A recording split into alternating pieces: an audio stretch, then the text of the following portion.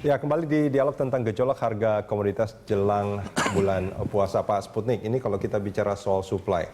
Untuk bawang merah, cabai merah yang kebanyakan saat ini sudah mulai ya inilah ada yang naik, ada yang turun seperti itu. Ini supply-nya sebetulnya seperti apa sekarang, Pak?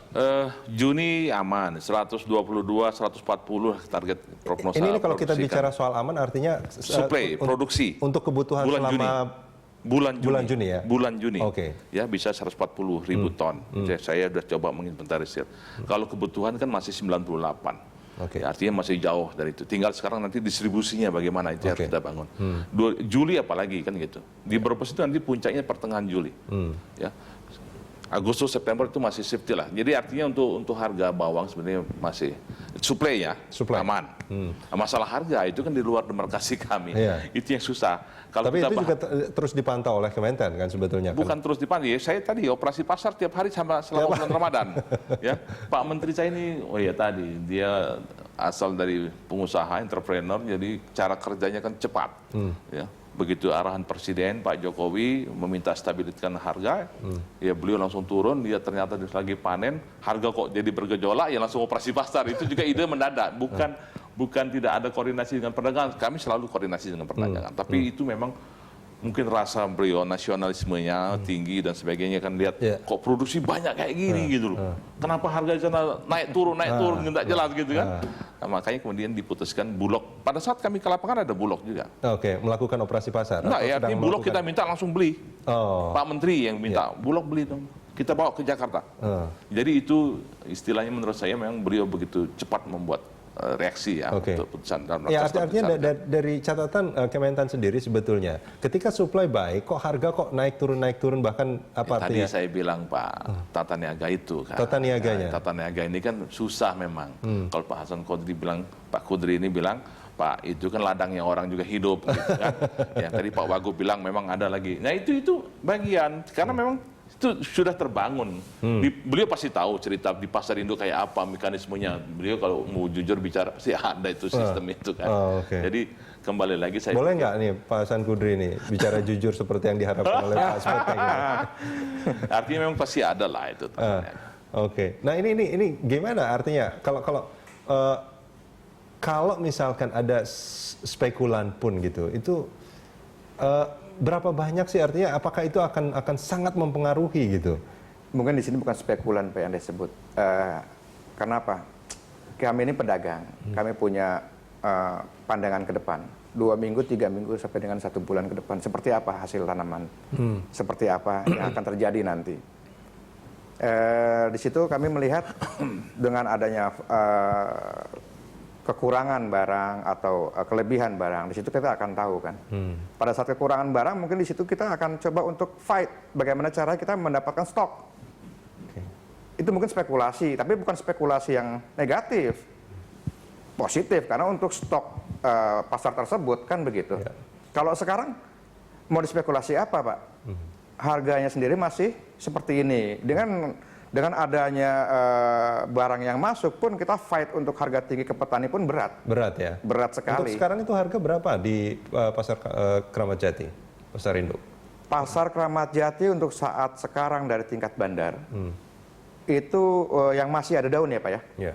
9 sampai 13. Masih muda ya. 9 sampai 13. Baru panen. Itu baru panen, jemuran 2 hari. Untuk dijual ke end user Pak Hasan Kudri. Ke user kita lagi potong, itu kan harus dipotong lagi. Banyak lagi itu ya. Otomatis mengurangi 60% kan. Itu udah ada kenaikan di situ penjualannya lagi mereka. Seperti itu. Karena ada susut, ada juga yang rusak, daunnya juga dibuang. Sortir lah. Disortir ya? Diklasifikasi. Oke. Untuk saat ini, ya kemarin dan saat inilah Pak Hasan Kudri itu kisaran harganya untuk bawang merah, cabai merah misalkan, sudah siap jual. Yang sudah siap jual siap jual untuk kondisi yang terbaik, kualitas terbaik, 24-25. 24-25. Untuk kondisi yang terbaik, artinya bawangnya itu memang super. Kualitasnya memang terbaik. Dan itu yang dicari masyarakat sekarang. Pasti orang mencarinya yang terbaik kan ya? Pasti. Termasuk antar pulau. Bapak bilang tadi ke Bali. Kenapa bisa lebih mahal? Karena Bali butuh yang lebih bagus. Lebih bagus. Jemurannya pun lebih lama. dia butuh 7 hari atau 8 hari. Ini kalau misalkan harganya yang terbaik, yang paling bagus 24, 25, tapi nanti kalau ada apa namanya, ibu-ibu beli ke pasar harganya 30, mungkin berarti ini. Wah, itu nanti saya pulang bisa dimarahin. Oke, artinya kalau dari segi supply sebetulnya sekarang nggak ada masalah ya? Untuk sementara tidak ada Saya masalah. garansi. Garansi sama. Saya garansi. Saya Mudah-mudahan tidak ada gagal panen ya Pak ya. Insya Allah enggak ada. Saya sudah langsung ke lapangan. Jadi saya menyikapi Bapak Menteri saya seperti itu merespon, saya harus nomor 1 di lapangan. Ke lapangan ini kita bicara soal apa namanya lahan-lahan ini ya yang akan Pertanaman, panen. jadi daerah-daerah panen. Di mana saja Pak daerahnya Pak? Itu tadi saya bilang Majalengka, Kuningan, Cirebon yang mau Ya, Majalengka mungkin Brebes, Tegal semua. Majalengka mungkin bulan 8 ya Pak. Ya. Mereka baru Tapi mulai tanam. Brebes bulan depan ini Juli itu puncak itu. Oke. Jadi banyak lah. Jadi Untuk termasuk yang- Bima. Bima juga rencana saya mungkin sore ini ke Bima. Itu Bima lebih luas lagi. Lebih luas lagi. Yang akan panen Bima Sumbawa. untuk mencukupi apa namanya mencukupi kebutuhan selama Ramadan ini daerah mana? Kalau yang untuk Jakarta dari Jawa aja bisa. Dari Jawa, cukup. dari Ya, dari oke. Jawa cukup. Dan Jawa itu artinya Brebes, Tegal, Cirebes, Tegal, Cirebon. Cirebon ya. Ya. Nganjuk, Banyuwangi, itu bisa. Probolinggo, bisa. Jawa Tengah, Jawa Timur. Oh, Jawa Tengah, Jawa Timur, suplai Jawa Barat ada Jakarta, Jawa Barat, enggak ada. Oke. Nah ini kalau kita bicara soal rantai distribusi Pak Hasan Kudri, itu dari petani Iya. sampai ke pedagang itu berapa banyak titiknya sebetulnya? Kalau yang saya jalani sekarang, yang saya rasakan tidak banyak Pak. Dari petani ke kami itu hanya 1 jalur. Bapak, Oh. kan banyak pedagang yang lain. Ini bukan Ya, Pak mungkin Hasan ada Kudri. beberapa, kayak ke penebas. Penebas itu kan mau mencari kelebihan daripada itu. Jadi penebas itu dalam waktu misalkan umur berapa hari, bawang itu kan usia 55 sampai dengan 60 hari.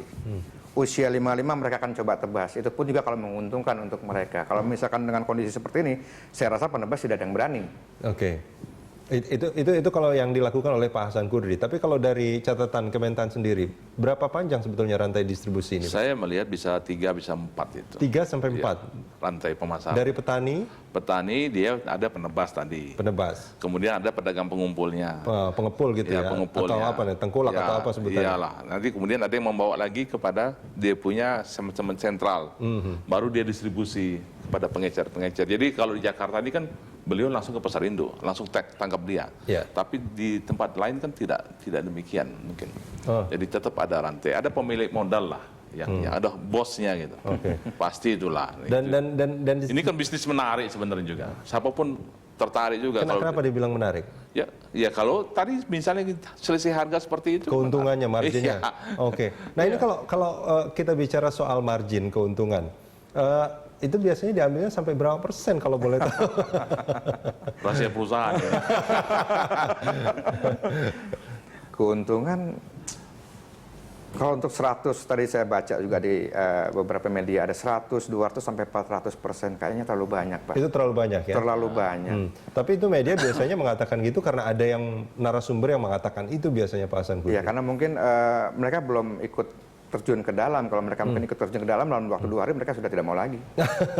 Kenapa? Kenapa? Ya sampai karena kayak memang banyak kendala, tidak semudah itulah.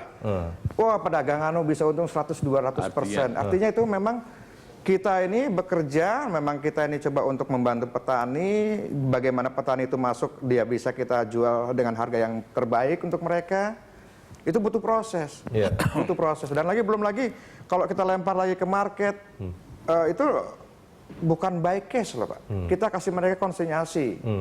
Iya kalau mereka bayar, kalau enggak kan kita juga yang kena. Artinya kan seperti ini sebetulnya Pak Hasan Kudri, bagi kebanyakan orang gitu ya, paling tidak kan kalau harga tinggi, petani juga bisa menikmati itu kan sebetulnya Pak Sputnik. Saya berharap itu tadi. Nah, artinya- dia berpikir hulu juga harus diamankan. Iya. Karena kalau dia petani tertekan, petani rugi, nggak nanam, dia juga susah. Kerja. Ya, artinya jangan sampai misalkan Harus saling menguntungkan. petani mungkin cuma dapat 10% keuntungan, Ya. tapi di sebelah sini itu sampai misalkan seperti yang dikatakan 100 sampai 200%, itu kan menjadi tidak adil sebetulnya. Kita akan sambungin di segmen berikut nanti Pak Hasan Kudri Oke, dan Pak ya. Sputnik.